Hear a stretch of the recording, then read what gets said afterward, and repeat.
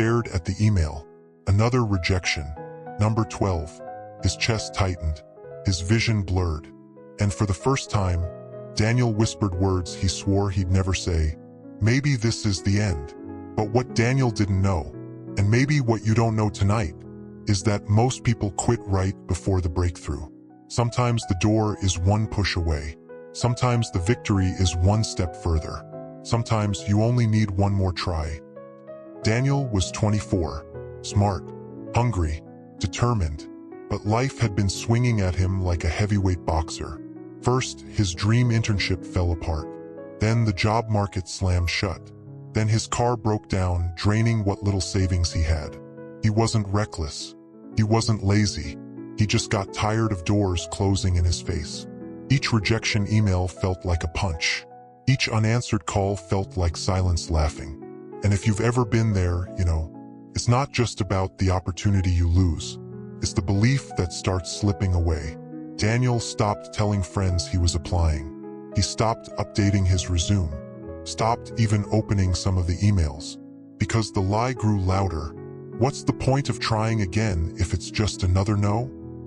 One night, he sat in his room, light from the street lamps spilling through blinds, laptop open, resume on the screen, finger hovering over submit, but his chest felt heavy.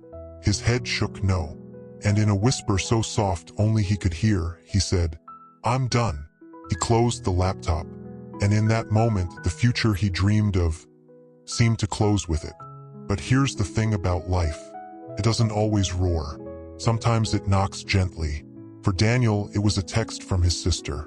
5 words. "Don't quit now. One more." First, he laughed bitterly. "One more? You don't get it." But as he sat there, the words echoed. One more try, one more push, one more lap, one more email. Felt foolish. But somehow, foolish hope is still hope. So he opened the laptop again, edited a few lines, took a deep breath, and clicked submit. That application, it wasn't perfect. It wasn't magic, but it was proof he wasn't done. And sometimes proof is enough to spark possibility. Days passed. Silence. Doubt crept back. See? Waste of time. Should have quit. But on the 5th day, an email. Subject line. "We'd like to meet you." His heart skipped. His hands shook. He read it 3 times. The interview wasn't a guarantee, but it was a door. A door that would never have opened if he hadn't tried. Just once more. Daniel walked into that interview nervous but alive. He didn't feel perfect. He didn't even feel fully ready. But he felt present. And presence is powerful. The manager asked questions. Daniel stumbled on some.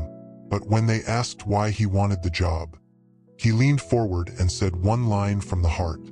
"Because I refused to quit trying." 2 weeks later, he got the call. Not only the job, but a career that became the foundation of his future. Now, years later, Daniel tells people this truth. Most people stop digging 3 feet from gold. They quit at rejection 12, never knowing rejection 13 was the doorway. Don't let that be you. Don't let silence trick you into stopping. Don't let fear of another no steal your yes. Because you don't need 10 more tries. You don't need 100. You only need one. One more try. One more push. One more step. And maybe tonight that's your word. One more. So breathe. Open the laptop again. Send the application. Make the call. Run the mile. Write the page. Because your breakthrough might not be far. It might just be waiting for one more try. So friend, let me ask you, what's your one more tonight? Drop it in the comments. And if this story reminded you that your next try might change everything, hit like, subscribe for more stories every day, and share this with someone who's ready to give up. Because sometimes, the difference between losing and winning is one more try,